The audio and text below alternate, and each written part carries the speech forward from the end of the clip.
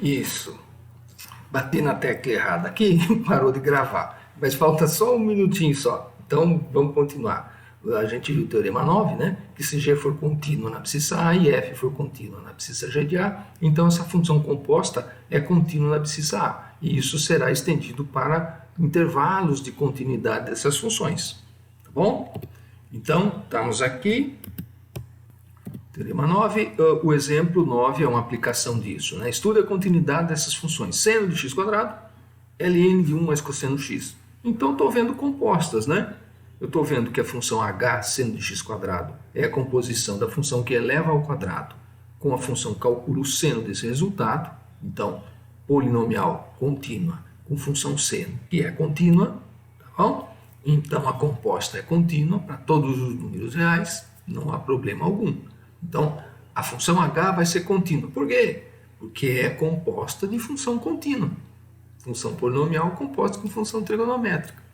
Então, eu sei que ela é contínua em todos os pontos do domínio dessa composição. Ok, a outra f grande lá é o ln do 1 mais cosseno x. Bom, então eu vou pegar um número x, eu percebo que eu pego o número x, aplico uma função que vai calcular o cosseno e vai adicionar 1. 1 mais cosseno de x. Isso pode ser feito para todo número real. Nesse resultado aí, eu vou pegar esse resultado e vou calcular o ln dele.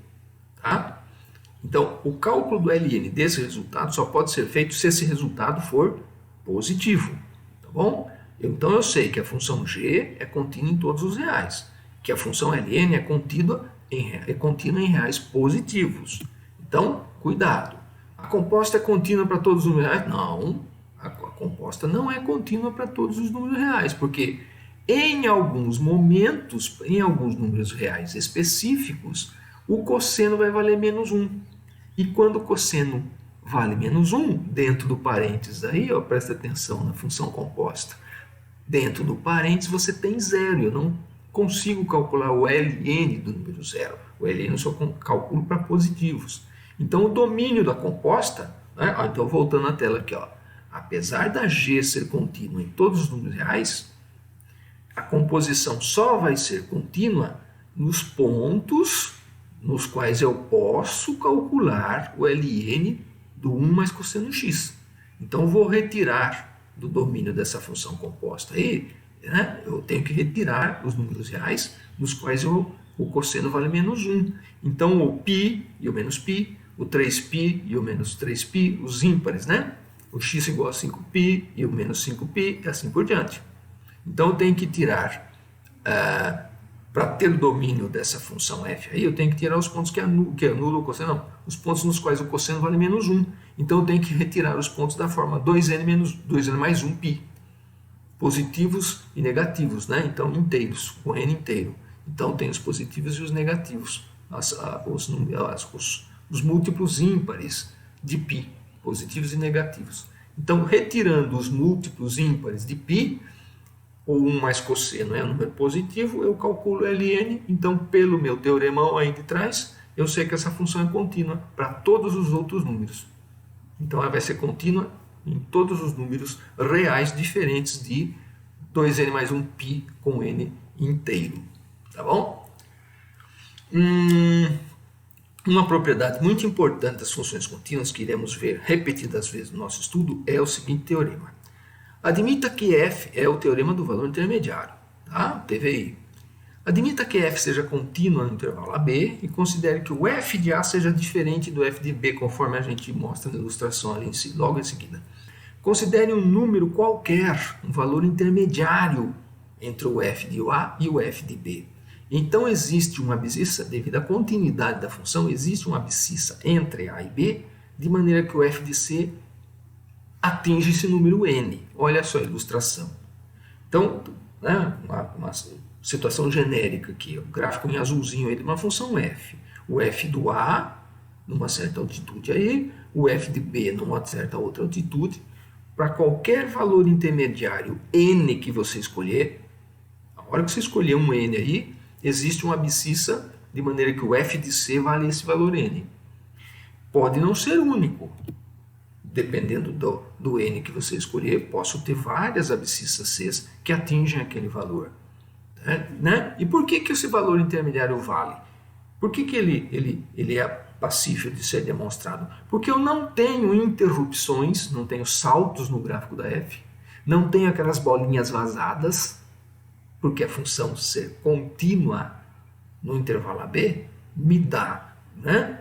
Como se eu fosse pintar o gráfico, quando eu fosse pintar o gráfico, desenhar o gráfico, me dá a continuidade, ou seja, eu não tiro o lápis do papel ao fazer esse gráfico aqui, ou seja, a função ser contínua significa que ela assume todos os valores entre o valor inicial, f do A, e o valor final, f de B. Tá? Ela sempre assume todos os valores intermediários entre o f do A e o f de B, porque ela é contínua. E é isso que a gente deseja para funções que modelam os eventos do nosso dia a dia. Tá certo? Aqui é um exemplo de uma função que seria decrescente, né, no caso aqui, né? Okay? Nós não vamos ver a demonstração, nós vamos só verificar nessas possibilidades. Sempre que você desenhar o gráfico de uma função contínua, onde o f do A seja diferente do f do B, para qualquer altitude n intermediária entre f de A e f de B, você tem uma ou mais abscissas C que são levadas naquele valor intermediário n. Legal, né? Exemplo 10, uma aplicação, a última aplicação da aula. Então, exemplo 10 mostra que existe uma raiz da equação entre 1 e 2. Então, eu pego uma cúbica aqui, ó, 4x cubo menos 6x quadrado mais 3x menos 2.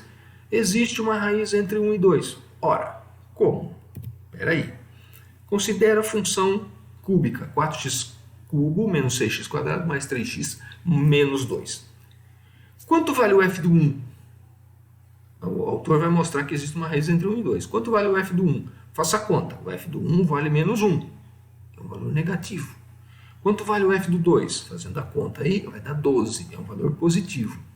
Ora, se eu saio, né, do f do 1, um valor negativo, e atinjo lá o 12, um valor positivo, e a função é uma função polinomial e é contínua em todo o intervalo 1, 2, que ela é contínua na reta toda, a função é polinomial, logo é contínua em toda a reta, contínua no intervalo 1, 2.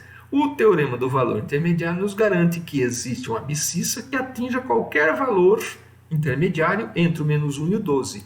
Ora, eu escolho o valor zero. Escolho o valor zero.